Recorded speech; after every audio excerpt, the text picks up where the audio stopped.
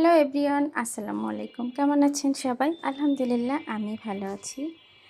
আমার সারাদিন আমি কি করলাম সেটা আপনাদের সাথে শেয়ার করব।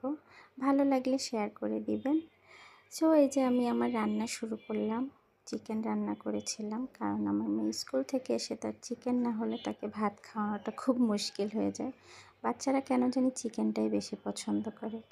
তো দুপুরবেলা কেউ থাকবে না, তো চিন্তা করলাম যে চিকেনটা সুন্দর করে রান্না করি।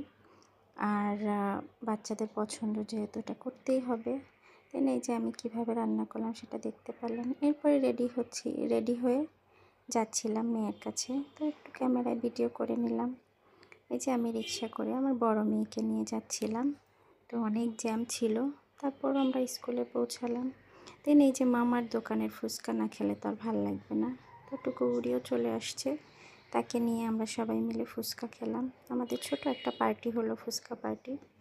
এই যে দুপুরবেলা ফুচকাটা যে এত মজা ছিল, আর মামা বোম্বাই মরিচ দিয়ে ফুচকার ঝোলটা করে, খুব ভালো লাগে। দেন আমরা এই যে বাসায় চলে আসছি।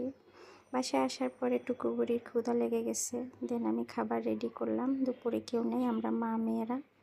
তো এই যে আমরা মা মেয়েরা বসে পড়লাম খাওয়ার জন্য। সবাই ভালো থাকবেন, সুস্থ থাকবেন, আমাদের জন্য দোয়া করবেন। আর আমার ব্লগটা কেমন হলো জানাবেন।